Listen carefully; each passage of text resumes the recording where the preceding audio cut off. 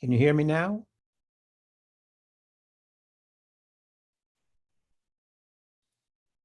I can hear you, Henry. Hi, Professor Ely. Hi, how are you? It's Lisbeth. How are you? Fantastic. Hi there. Okay, I see Andy Richards. You still muted, Andy? Yeah, I'm muted until we start. Okay, all right. But I am here and ready to go. Yay. Happy to see everybody. All Do right, you, great. do you see Professor Gallagher, or am I the only one that sees that on my screen?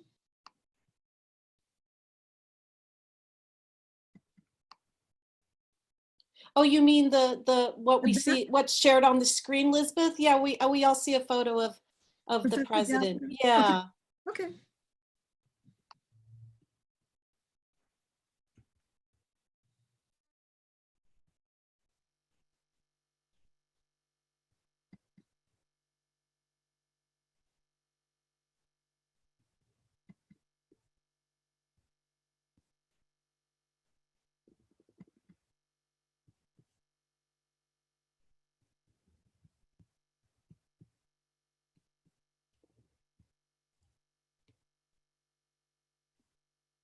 Unmuted.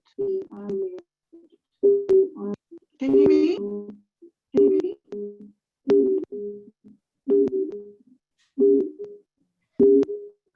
That's scary.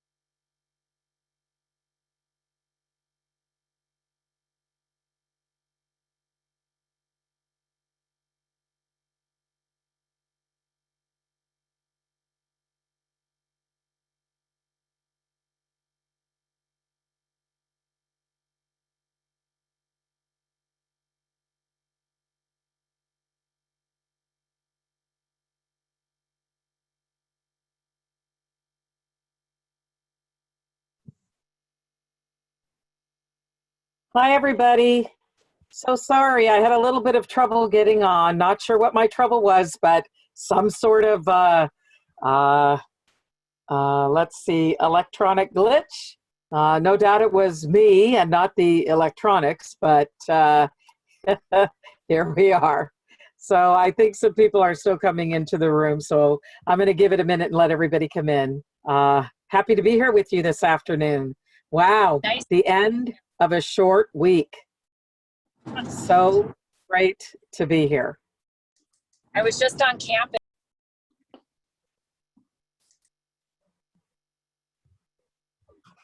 All right, let's see if we still have people coming in. Yep, we still have people coming in. So let me just give it a couple more minutes and then we'll get started because we have a great plan today for our town hall. And I want to get us started so we can get to our great guests who are here today. So let me just see if people, no, I guess we've got most everybody in. So let me welcome this Thursday afternoon, July 2nd, the 2nd of July. So amazing that we're already in the month of July, isn't it? Time is really flying. I think sometimes that's good and sometimes that's like, gee, time is really flying. But today we've got a really important town hall for our Black Lives Matter. And that is talking about systemic racism in the academy. And the group of facilitators who have been put together, or I'm sorry, who have been put together to host and to be panelists of this discussion, I think we're very fortunate to have. And thanks to our facilitator and her great team, Dr. Thelma Day, for putting this together for us. She'll introduce to you who is here today with us. And I want to thank both of the panelists and our host for being here today, because I think we're very fortunate to have you here to facilitate this for us today. So it's to you, Dr. Day. Thank you. Thank you, Dr. Gallagher, and good afternoon to all 102 of you who've joined us. We really appreciate your participation. As Dr. Gallagher said, today's town hall meeting is very important. It's a critical conversation on systemic racism in academia, and we have two professors who will have a real critical, courageous conversation regarding that topic. And we certainly have a gifted and talented moderator that I will introduce in just a few minutes, who will be moderating the panel for this afternoon. We hope that you find it educational and informative, and we do invite you later in the town hall to ask those questions that are on your mind.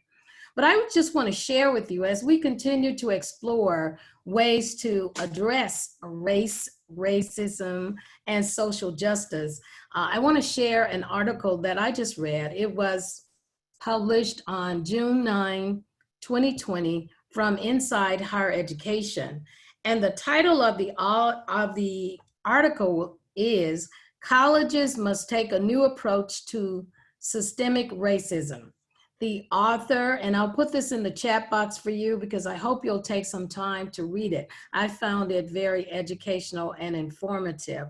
The author, Warren, says, instead of offering yet another special focus course, institutions must fully integrate truly diverse and inclusive subject matter into survey and required courses. She further states that we need to design programs to include mandatory courses that discuss the various intersections of oppression in different societies. The author goes on to make other suggestions about addressing racism in academia, particular higher education. And again, I'll share this article in the chat box. But it just puts things in perspective for us today as we continue to explore this subject. And now I'd like to turn over the town hall meeting to our moderator.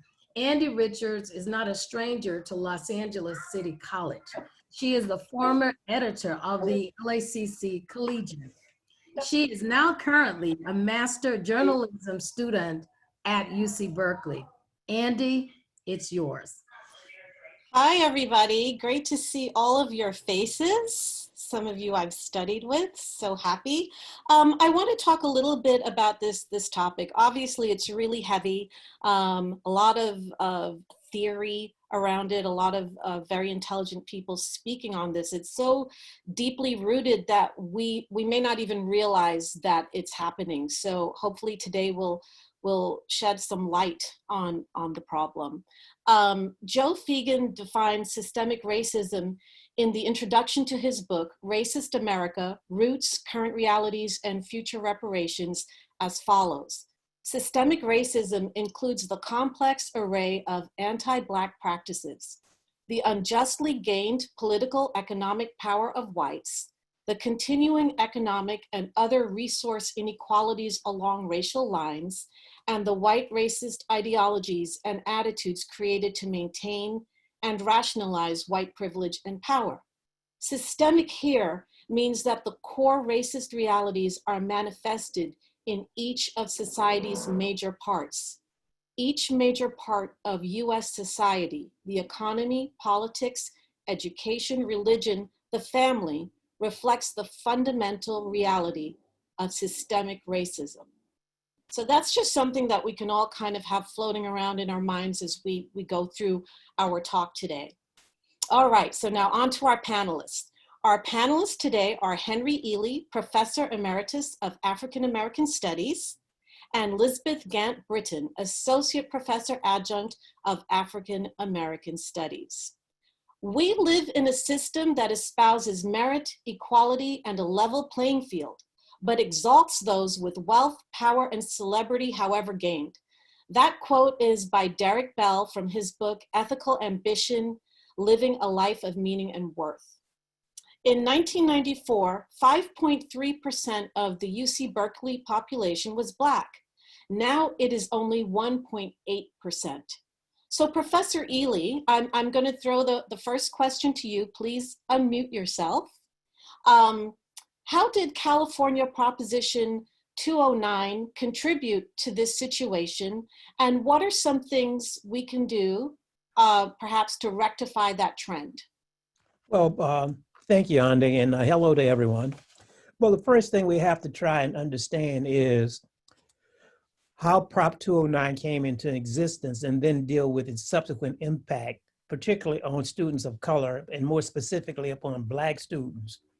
I was at UCLA in the early 1970s. And at that time, we had a young lady by the name of Hazel Love, who coordinated the studies and funds to finance education for Black students coming into UCLA then.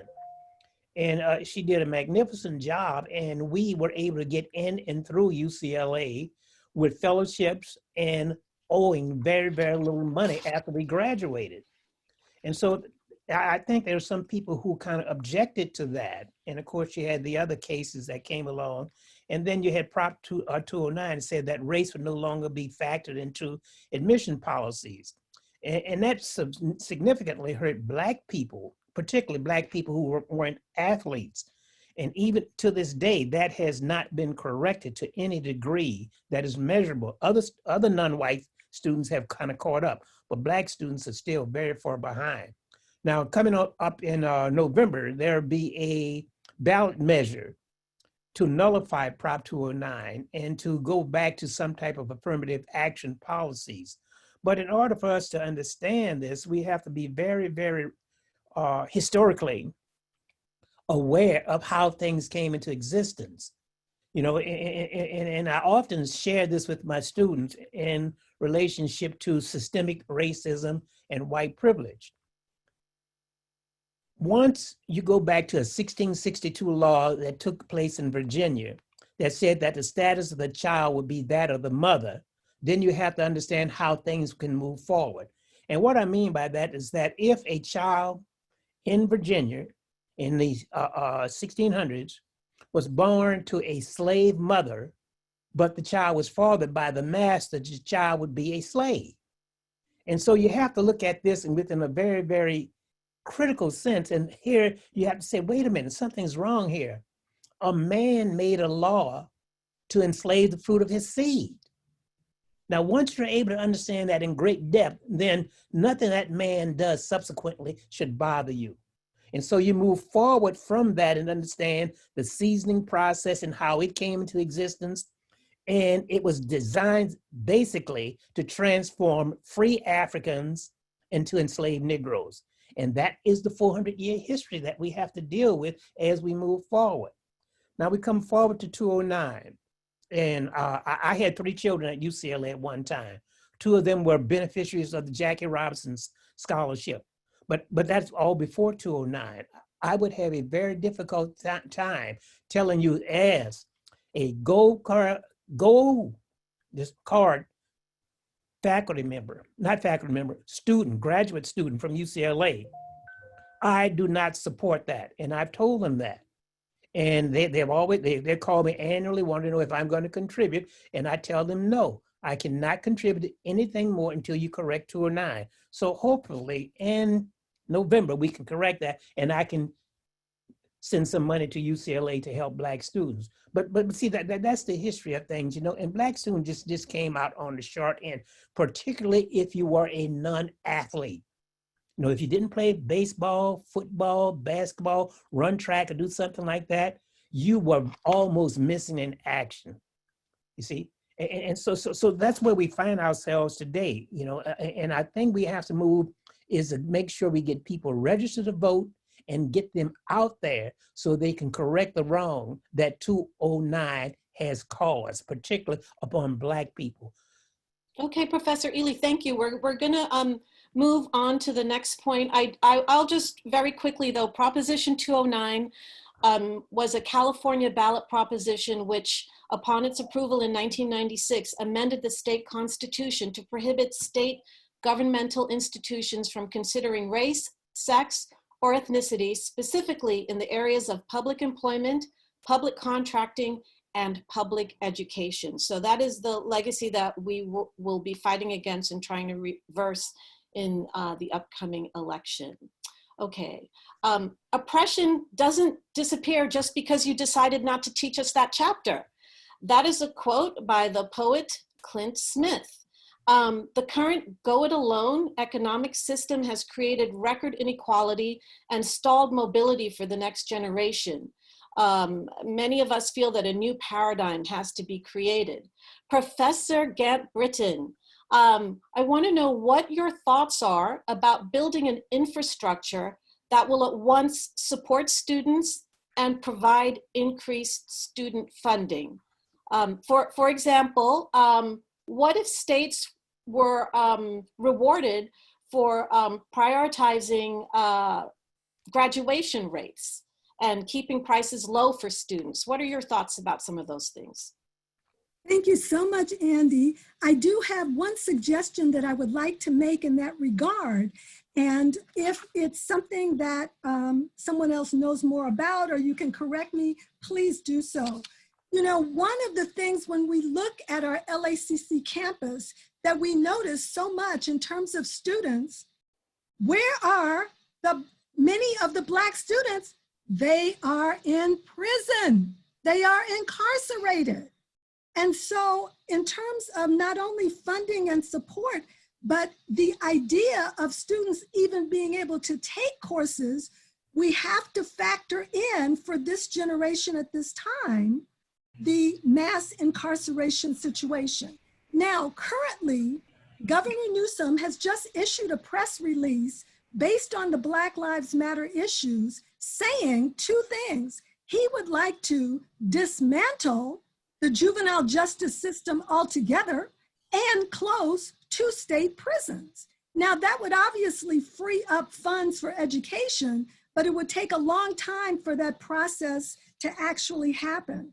However, in the meantime, I think that LACC is poised to be the premier community college that can lead the nation in this transition, meaning that we can develop a very robust prison to school pipeline, reversing the way that it has been going, and it could function similar to our current dual enrollment program, in which we have classes for students who are still in high school, but we want to prepare them and they're able then to transition into the community college system. So we already have a lot of our classes online now, and we have a precedent. There is already a program to assist students formerly incarcerated, and campuses like Mission College are already offering a few courses online for students who are still incarcerated, right? It's all online. So similar to the dual enrollment program, which Professor Harley Haas and his team are doing such a fantastic job with, then we could also create a special guided pathways for those students, right, who are technically still incarcerated, but they're close to getting out. So they would have a very clear idea of what courses to take and how to approach it. It would also give our counselors a clear way to assist the students in those efforts. And new courses could also be developed under the aegis of our new Race and Social Justice Center, as well as our existing Umoja program. And then, of course, later, once the students end their incarceration and they're able then to enroll as regular students at LACC, then hopefully there could be an extension of the Umoja program for that group, similar to the way we have an extension for previously veteran students and the guardian scholars for the previously foster care students. Now, while this Black Lives Matter is on everybody's mind, on the city's mind, on the state's mind in terms of funding, then we could go to the mayor and the governor and say how we want them to partner with us in regard to that. Yes, I just got that from Carol, the Break It to Make It. Thank you so much. That's the name of our existing program, which would then be expanded once for participation once the students actually arrive on campus.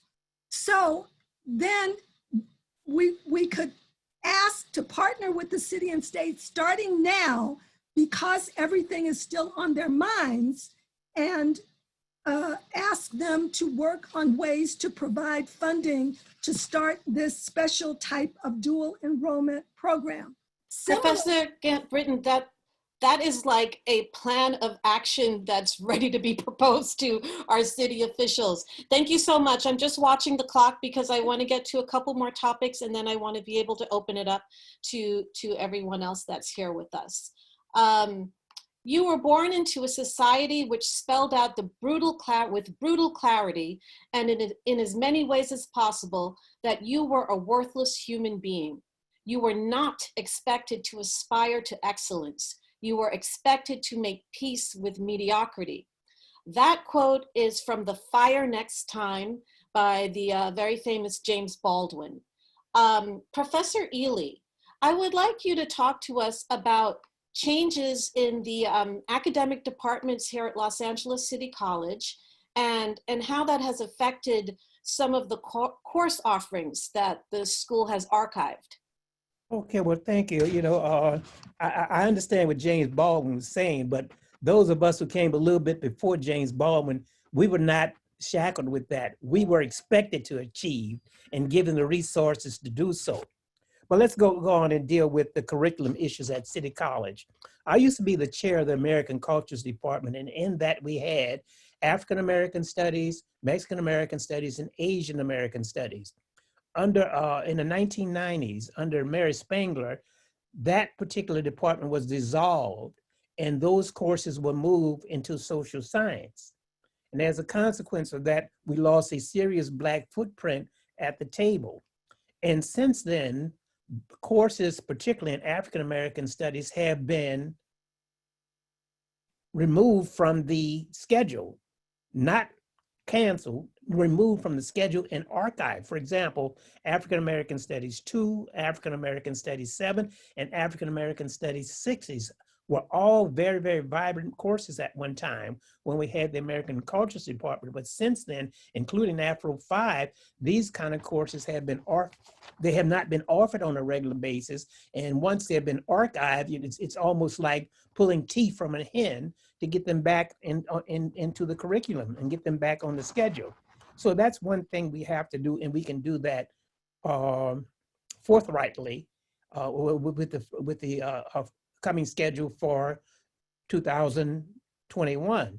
But I think the other issue is we should be about the business of rearticulating the American Cultures Department with its own sense of independence, with its own chair, and with its own funding mechanism, whereby it decides which courses are offered, not someone else in another department. So we need support in that particular area, and that will foster learning across the board. And you can see right now, because of Black Lives Matter, there are going to be a lot of people coming into these classes because they, quote, they want to, quote, learn more about the African-American or the Black experience.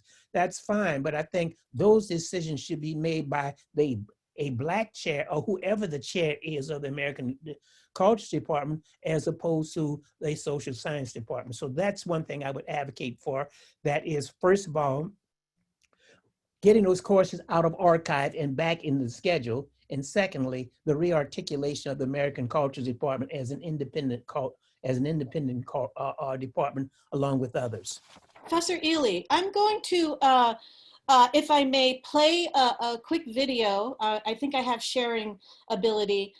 This was a very short film that I produced talking about the very thing we're talking about. I have a certificate in African American Studies from Los Angeles City College, and I, along with many of my fellow students, wanted to learn more, and those courses were available but archived.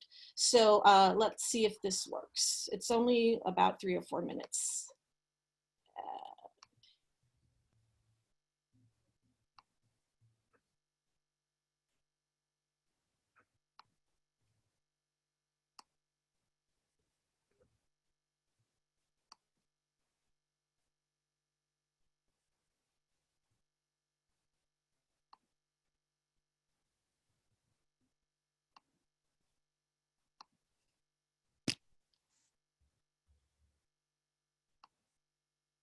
Look, anyone who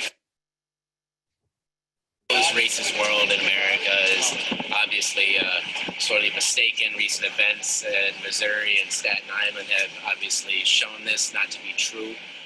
So there's still a lot of work to be done, and it all starts, of course, with education. And with mouth myriad and subsidies.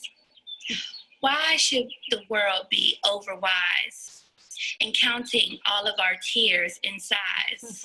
Okay. One of the assignments that I got from Professor Eckford this semester. I stopped the share.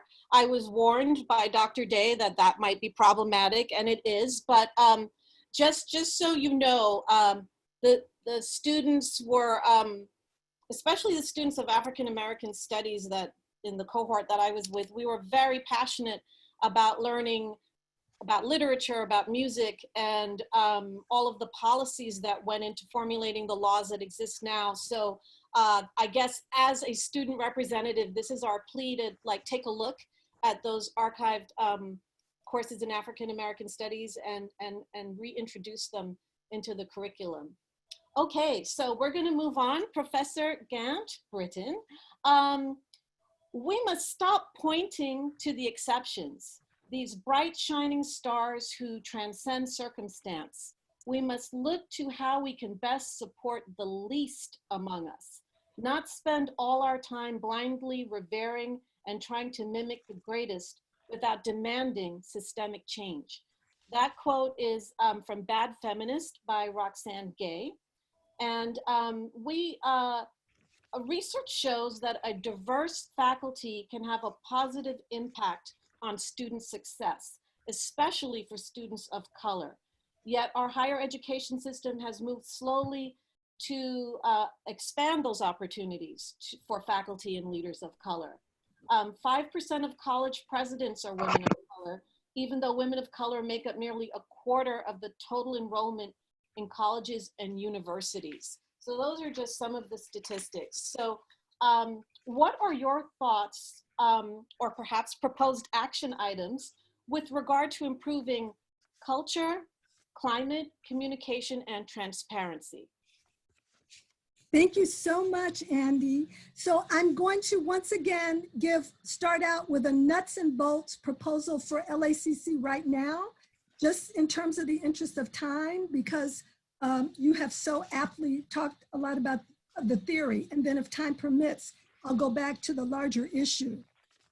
On our campus today, I think that we have a great opportunity, given the fact that we're working with limited resources, to create more inclusiveness in terms of communication, culture, climate, and transparency. This is not the old days where the majority of students were able to physically come to campus, right? And that we were able to physically be together with them. And so we used to have banners and posters, and we'd have events at lunchtime in the middle of the quad, and we'd have movies in the afternoon. We'd have so many things that were posited on a culture that had students physically on campus. And so of course now students have to work, they have families, and of course with COVID, they can't be here either. So one of the resources that we can take advantage of in the immediate future is our website. We can make our website into our cultural community. So the LACC website already does a very good job in terms of providing information, you know, where the courses are, how to register, what the academic calendar is, those kinds of things. But we can also easily add components to the website because students are very used to going on websites and social media and clicking on things. And so we could have a rich multicultural dimension added to the website. We could have a link, for example, to Professor Selassie's really great podcast, right? The People's Historian. We could have a virtual art gallery in which students' artwork could be posted. In addition, there could be links to the students' YouTube page where we could see them actually creating the work or maybe talking about how they made it. There could be a music space in which different types of music is displayed, students' original compositions, for example. And again, there could be YouTubes where the students are playing or they're explaining the process, just like Professor Ely was explaining, what is the historical impact of the composition, or what was the historical inspiration for the composition. Then there could be an online version of the collegian, right? And students could also have another political component where they could vote for their student government representatives. And then we could have another component for achievement, such as the wonderful bunch scholars that Professor Selassie developed so long ago, which was such a great idea, still going strong. Successful students like our previous graduates could be interviewed, right? How did they make it to UCLA? What did they do while they were at LACC? And they could provide tips as well as inspiration for the students who are currently on campus. So Andy, if I took all the time, that's fine. If I have any more time, then I'll talk a little further. You tell me. Okay, you got 1 more minute. Okay, in my 1 remaining minute, I want to give you the title of a book, which is entitled, this is for professors, academics, Black Women and Social Justice Education. The book happens to focus, Professor Stephanie Evans is the editor. It happens to focus on Black female academics, but certainly a lot of the challenges are also the same for Black male academics, including lack of mentorship that many of the academics of color don't, in other words, they don't get it, whereas many of the white academics do.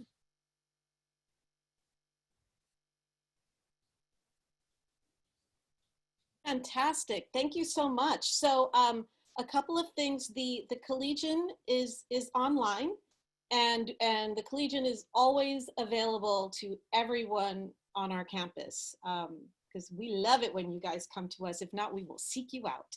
Yeah. And and thank you for requesting a link to the video. I put the link into the chat, and I'll add it one more time so you guys can click on that and see the work. That was totally independent. I just called upon my friends at school to man the camera and the audio and also to be in it. So that was all just all of us getting together one day and shooting that in an afternoon. So thank you for requesting that. We're all very proud of that. And that video did win an award in the journalism department as well.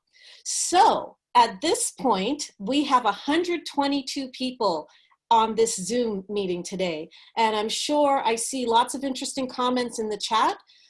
If you would like to make a comment, add to the discussion, or ask a question of Professor Ely or Professor Gant-Britton, please, you can raise your hand or you can unmute yourself and talk. As long as we're not talking all at the same time, I think we'll be okay.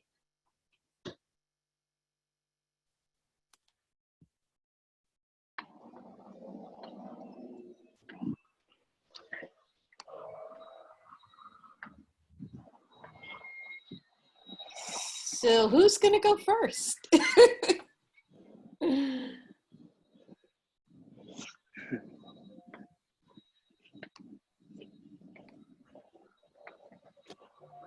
Well, see, I was being so conscientious about leaving time for everyone to join in the discussion, and now everyone is being awfully quiet.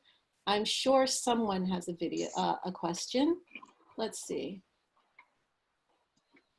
Carol, thank you for that comment. Carol, Professor Ely and Professor Gant-Britton, she said she loves the ideas that you both were suggesting. And I know that people are engaged because they're typing in the chat, so. If I can, Ande, this is President Gallagher. I know. First of all, I want to thank both Professor Ely and Professor Gant-Britton for this. I actually have 2 pages of notes. I couldn't write fast enough for what you had to say. I want to say to both of you, I would love to have a post meeting with you because we didn't have a lot of time, but I can tell there are amazing ideas from both of you that I think would be very helpful. I do have a very strong interest in making sure that we keep all of this alive with us so that we do substantive things at City College to demonstrate that we are a college where Black lives matter. Because I know that when we work hard together to make sure that our Black and African American students feel engaged and feel a part of City College, it will help all of us. So I want you to know that it's important to me, to the leadership team at the college. We're in the process of doing some specific things right now. So I'm very interested in some further conversations with both of you because I think it would benefit me.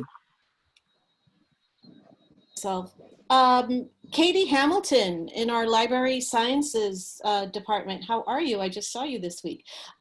She says, professors, how do you view we could adopt culturally responsive pedagogy or diversity-infused curriculum campus-wide across all disciplines in practice? So either one of you, take that question for me. Well, if I may, I'm looking at the question right now, and I think you have to be very careful when you talk about going across things with a wide sweeping brush. The issue is you want to get people in positions of authority in decision-making who can deal with the specificity of their areas.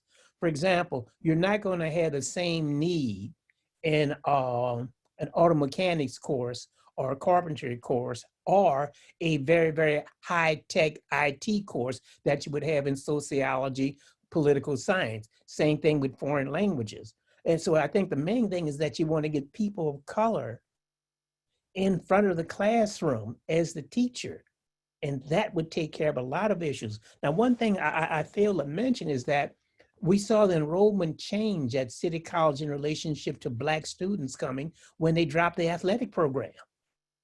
You see, And that's something that can be done again to bring athletes in, because with football players, basketball players, you also have what? The come-alongs with them. And so if you kind of reinvigorate that, you will get more students of color, particularly African-American students in the student population.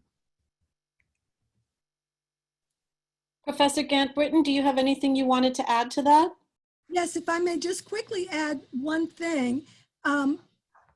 Miss Hamilton, Katie Hamilton, is doing, and all of the librarians are doing an amazing job under difficult circumstances regarding resources for students. And I know they have been working very hard to help me and other faculty find e-resources, because many students, due to COVID, they can't even afford to buy the textbook for the class. They enroll in the class and they can't buy the book to take the class. So there is a lot of pressure on the library to really help us shift the way that not only our African American studies classes, but also when they get a breather, maybe they can even add resources to other departments, so that if a student is taking a conventional class, they can go easily to the library webpage and click on culturally appropriate additional material, even if that isn't a required piece of the class. Great. Yes, I love the library is a great resource, and I studied library resources with Professor Hamilton. So that would be a wonderful resource as well. Speaking of additional materials, Professor Ely, can you let everyone know the name of the book by Michelle Alexander? I think that was something that was relevant to the conversation we were having today about the pipeline from school to incarceration. Or Professor Gant-Britton, if you remember the name of Michelle Alexander's book. The New Jim Crow. Yes. Yes. Mm-hmm. Professor Ely, do you want to talk about that a little bit? I know you mentioned that book to us before. Well, you know, we have to be very, very careful. There's no such thing as new Jim Crow. Jim Crow has never changed. You know, it goes through various iterations, and what it is a basic power relationship distortion. For example, slavery was profitable. That's why it persisted for so long. The subjugation or re-enslavement that takes place after the close of Reconstruction is, again, an economic situation whereby Black labor is exploited for the ruling class. And as we move forward into the 20th century, we see that the prison system comes online. And that, again, is another way to generate income. And as we move forward, we must be always conscious of the relationship between oppression and economics, you see? And that's why it's so important for people of color to own property. You go back to the collapse of 2008. I had friends of mine who lost unbelievable amounts of property, and they have yet to recover from it. And here we are into another economic downturn. So I think we have to make sure we equate systemic racism with economic profitability. And it will not cease until there's no economic incentive to exude that type of power relationship between the haves and the have-nots. And when we look at it very critically, we can see that that gap's becoming wider and wider and wider and wider. So we have to make sure that we put that economic factor in there. That's the thing that stimulates this type of systemic racism in the prison systems, in the educational systems, you know, and the economic systems in relationship to job opportunities and employment. Thank you, Professor Ely. Jay Guzman says, Thurgood Marshall once stated that he attended a school that had no library, cafeteria, or gym.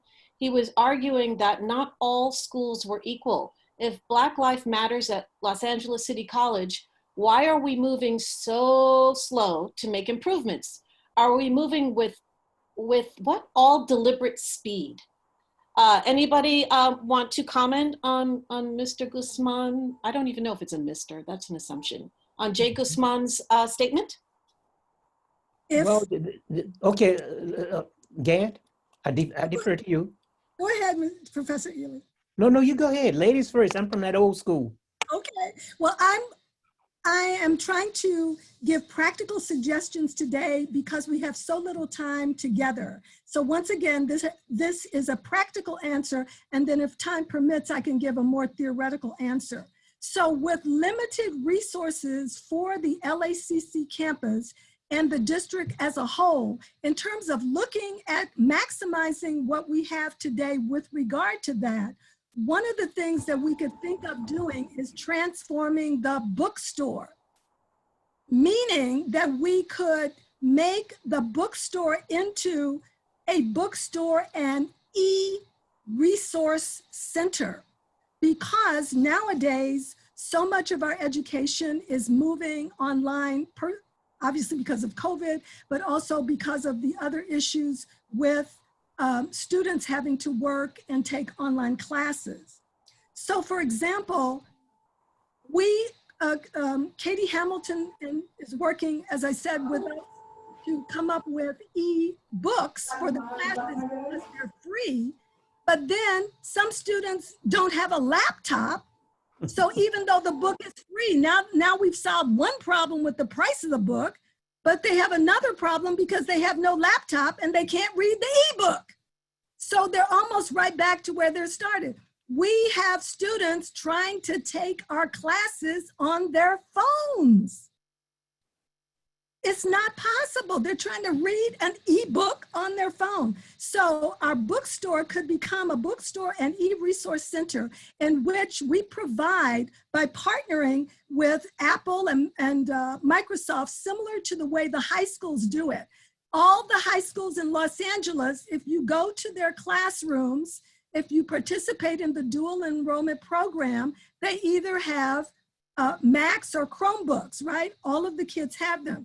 So just like when students go to buy a phone nowadays, they can pay $20 a month, right? They don't have to pay the entire amount of the phone up front. Well, a MacBook Pro can cost as much as $2,000. So even a PC can cost $500. But if a student can pay $15 or $20 by our LACC partnering with Apple and Microsoft, similar to the way that they're already partnering with the high schools, then a student can come in and have the laptop at the beginning of the semester and read the free ebook. So we have two of our major financial challenges to student success that have been hampering so many students right from the beginning.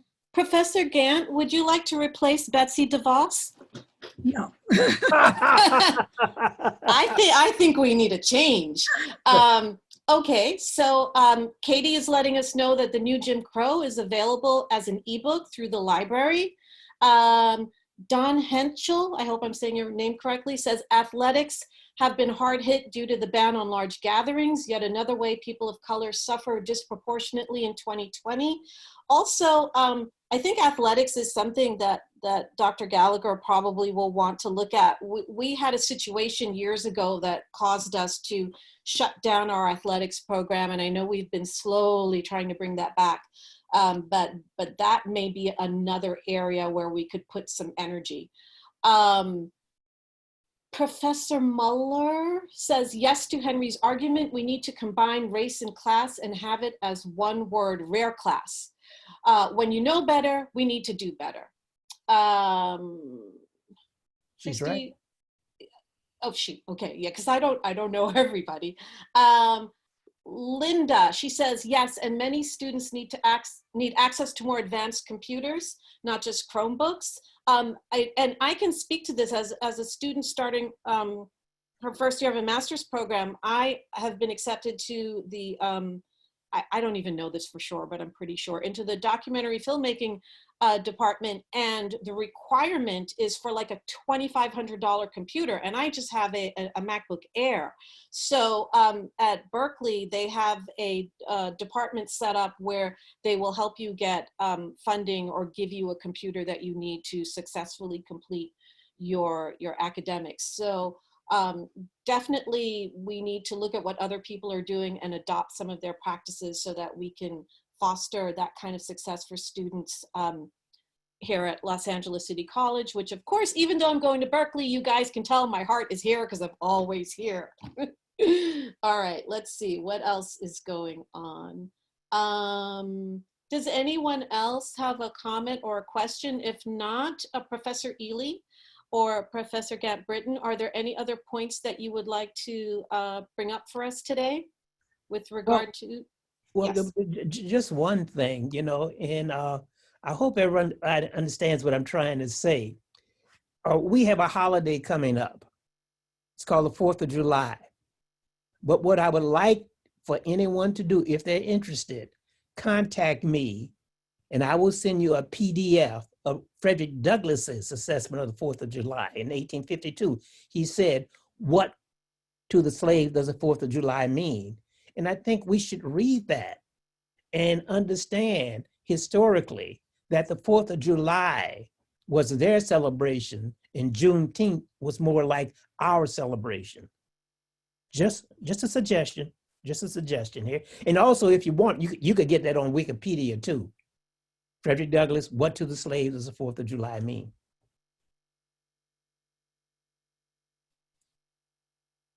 Thank you, Professor Ely.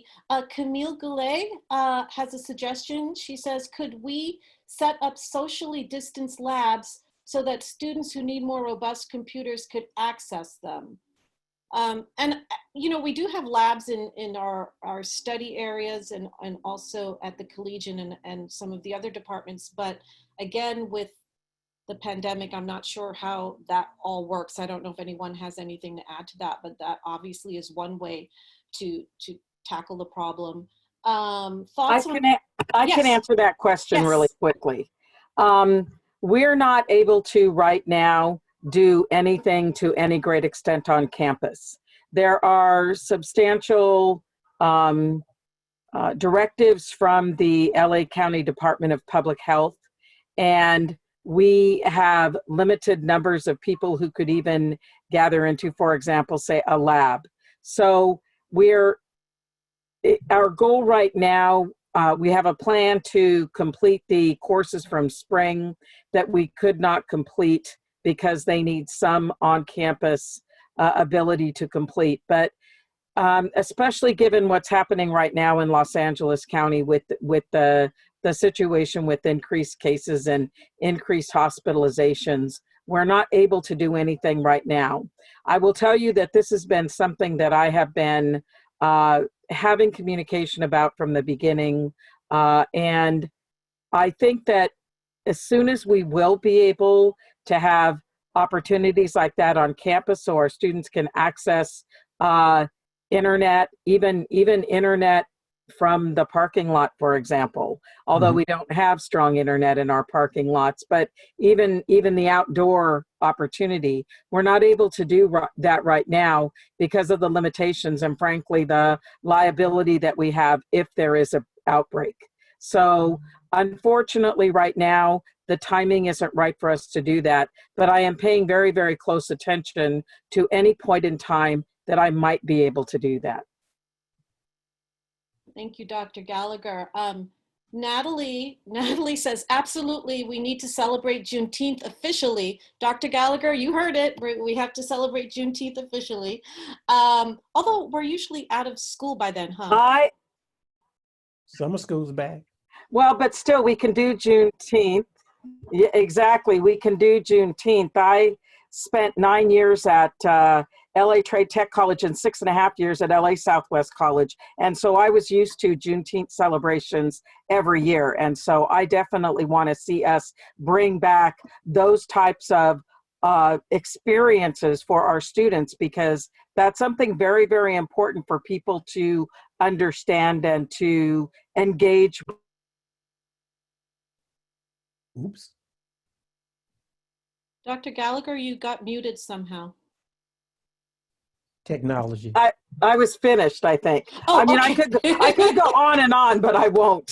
Okay. Yeah, you know, when you have a celebration for everyone to see, like, I love it when we acknowledge the anniversary of the Armenian genocide. Even though it's a sad occasion, it's nice to show respect to our Armenian community and let them know that we understand what happened and that we respect what they're still struggling for, which is an apology from Turkey. So when we have celebrations that represent other groups, it's a way for the community to see, oh, this is why this is happening. This is important, and we need to respect this and acknowledge it. And it creates healing across the board. So I think anytime we can embrace the various cultures that create Los Angeles City College, we are better for it.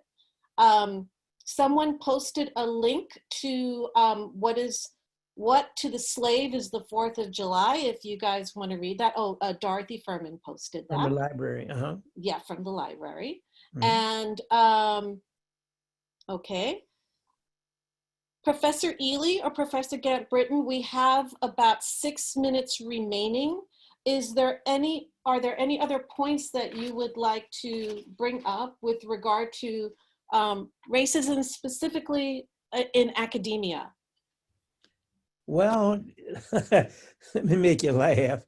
When I was at UCLA, you know, Clay Carson was there, Alonzo Smith was there, and quite a few other people I knew were there. And we were just the beneficiaries of a just very, very strong and directed woman by the name of Hazel Love, who made sure we got in, got funding, and got out. Let me give you an idea what I'm talking about. Hazel Love pulled me to the side and said, Henry, you've applied and you got 2 fellowships. You can't have both of them. I want you to take the best one. And so what she did is that she crafted one for me in such a way that not only did I receive a stipend for myself, I also received a stipend for my 3 children. And she worked out a mechanism whereby, because it was what they call an EPDA fellowship, that I could work in teaching in the community and have 10% of the loan forgiven per year. We need to get back to that to help students.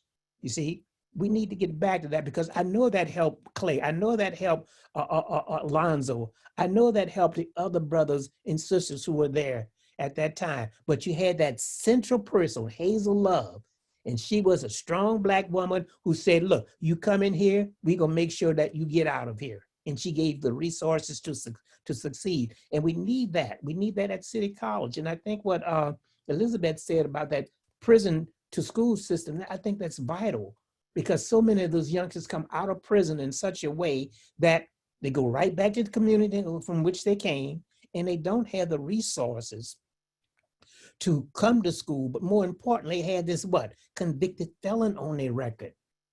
And see, when they apply for a job, that's one of the first things that nullifies their job application.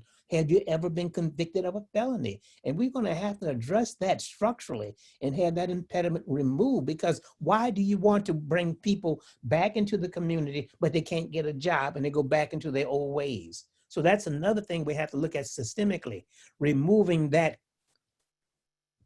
X factor from their records. Because, you know, when you're looking at applicants and you're looking at 2 good, strong applicants and you see one is convicted felon application goes in the trash can, the other one gets the job. And that's things, and we have to correct things like that structurally. And we can do it, but we have to do it right now. I'm sorry, it would be good if I unmuted myself. Thank you, Professor Ely, and thank you, Professor Gant Britton. I'm going to turn it back over to Dr. Gallagher for closing remarks. Thank you, Andy. You're welcome. Thank you so much, Ande. I so appreciate all of you coming. This was a great conversation today, great information. We've got a nice long weekend. Let's commit to reading some of this and then having further conversations. I want to thank Professor Ely and Professor Gant Britton so much for your time and your effort. Thank you so much, Ande, for coming and doing this with us. It is greatly appreciated out of our amazing, amazing journalism program. And I want to give a great shout out and a thank you to Dr. Day and her team. And I want to let her have the last word on this because she and her team are working very, very hard to put these activities together for us. So Dr. Day, thank you. And last word. Thank you very much. I know that you all are getting ready for a great weekend, but I just want to summarize what we've heard today. And please do take the opportunity to read some of the articles that were placed in the chat. But in summary today, it's going to take us all to work together. We must collectively make a commitment to revise the curriculum so that we can deliberately make sure that it is diverse. We want to make sure that our students are skilled, but more importantly, we wanted the outcome to be student success. Have a great weekend, and we will see you on Monday for our next town hall meeting. Thank you. Bye-bye, everyone. Bye. Bye. Bye. Bye. Bye-bye, everybody. Have a great long weekend. Thank you so much for coming.